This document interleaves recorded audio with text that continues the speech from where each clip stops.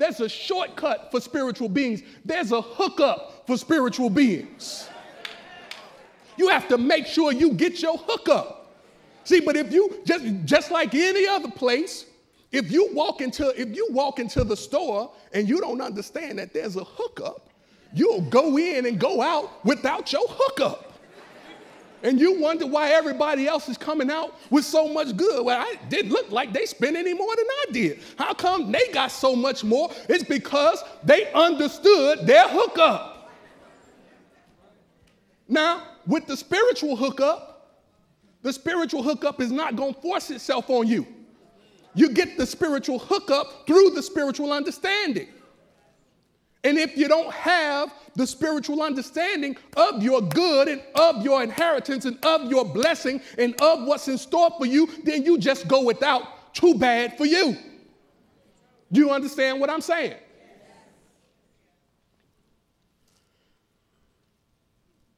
It says that it is spiritual knowledge. It's the power to see beyond appearances. See, so now we're saying that understanding is also related to faith in some way. Because it's the ability, it's the power to see beyond what is appearing. Now, this is important.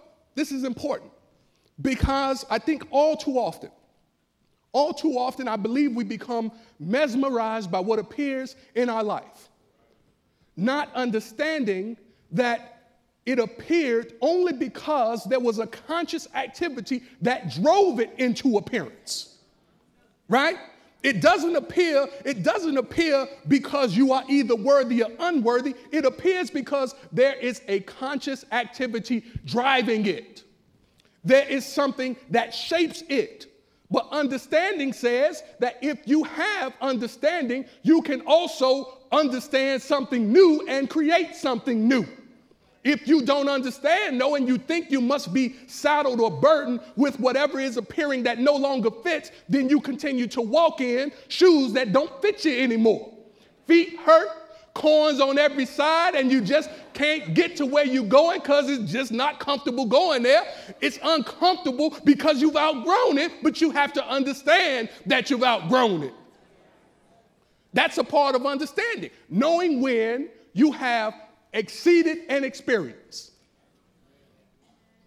If you stay in any experience too long, it starts to get uncomfortable. Understand what I'm saying to you.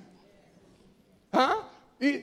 Because see, the press of God does not stop just because you won't understand. The desire to be expressed in God does not stop just because you hold your hand on the lid. Huh? See, the more you hold down, the more pressure builds for you to express what you are to express, but that you're not expressing. You have to understand the way pressure works. See, pressure doesn't dissipate unless it has a valve or some opportunity or pathway by which to be released. The more you keep holding down situations, conditions, and circumstances that you move beyond, the more pressure begins to build under that cap that you're holding down, under those thoughts that you're holding down, under those words that you're holding down. And while you're holding it down, the pressure to be expressed in the image and likeness of God and to experience the goodness of God is still building, and it's building, and it's building, and you don't understand why stuff is happening in your life until such time as it just explodes and you got mess all over you. But it's simply the fact that you've outgrown. You've outgrown. Spiritual beings are one in spirit, but in consciousness, they must continue to evolve in their spirituality. The pressure of that does not get relieved. The only way it gets relieved is for you to express it and let it out. If you don't let it out, it keeps on pushing on you. It keeps on pressing on you. God is funny like that.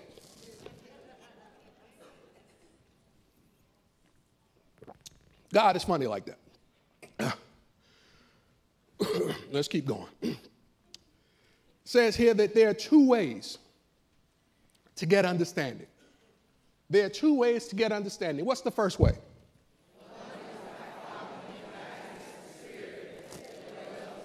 Stop right there. By following the guidance of spirit that dwells within. By following the guidance of spirit that dwells where? Within. Where? Within. Where? Within. Where? Within. Then why you keep going out? What makes you think that the answer is out there? What makes you believe? What makes you believe you're going to find relief in a bottle? Why do you think you can take a pill or take a toke for the tokers?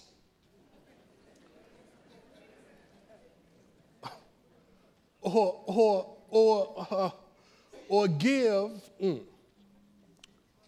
give your body away? Why do you think that you can find love in the wrong place? The Spirit of God is within you.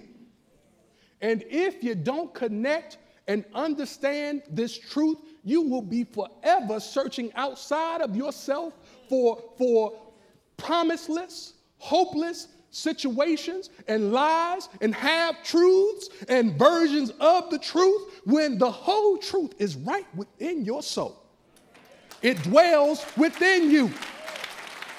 If it dwells within you, that means it lives within you. Now, here's the other side of that. Not only does it live within you, your temple is the temple of it. Your temple was created from it. There is no out there for you to have other than the out there that you created, that you use to help you deceive yourself about what you know won't answer your questions, because sometimes we just like playing around with ourselves. Jacob was a trickster. Jacob was a trickster. Jacob was a manipulator.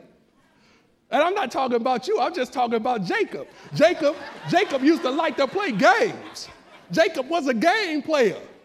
Jacob would steal a birthright if he could. But you had to watch it, because on the surface it's stealing, but in truth it's his, because he could not have that which is not his by right of consciousness. You know, stay with me. Stay with me. It's his. It's yours. But how do you go about getting it? What do you understand or not understand about yourself that leads you to think that you have to steal what's rightfully yours? Doesn't matter what order you're born in. If it's yours, it's yours. Doesn't matter who thinks you deserve it. If it's yours, it's yours.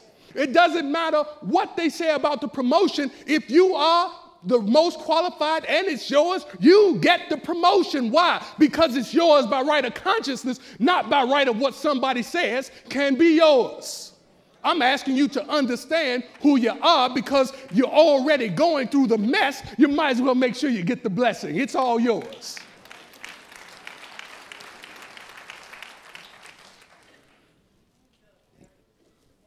It says there are two ways to get understanding. One is by following the guidance of spirit, and the other is to go blindly ahead. To go blindly ahead. To go blindly ahead.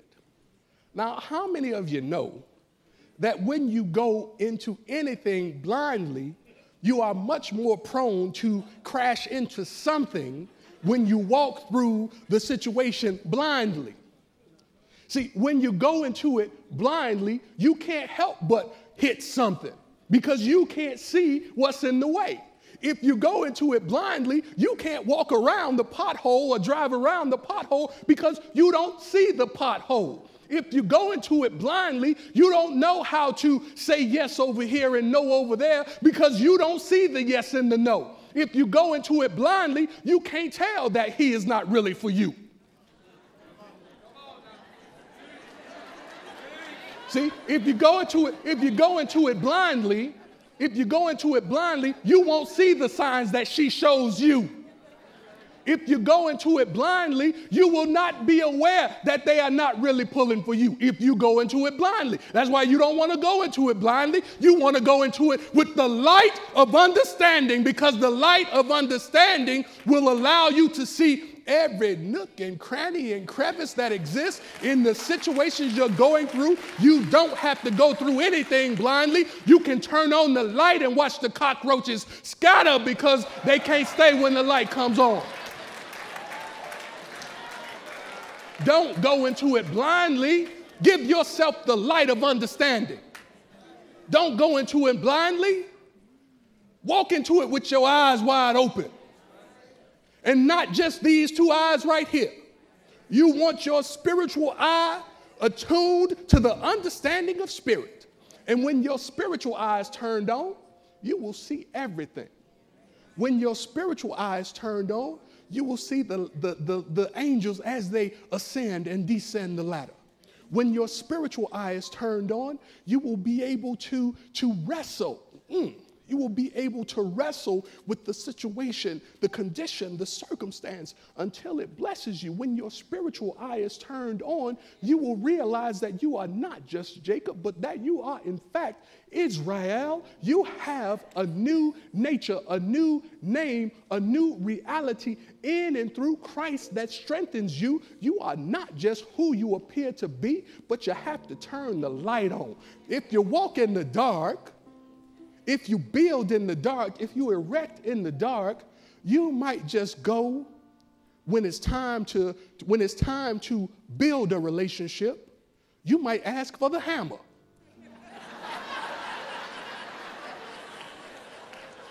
When it's time to sell your investments, you might ask for the hammer.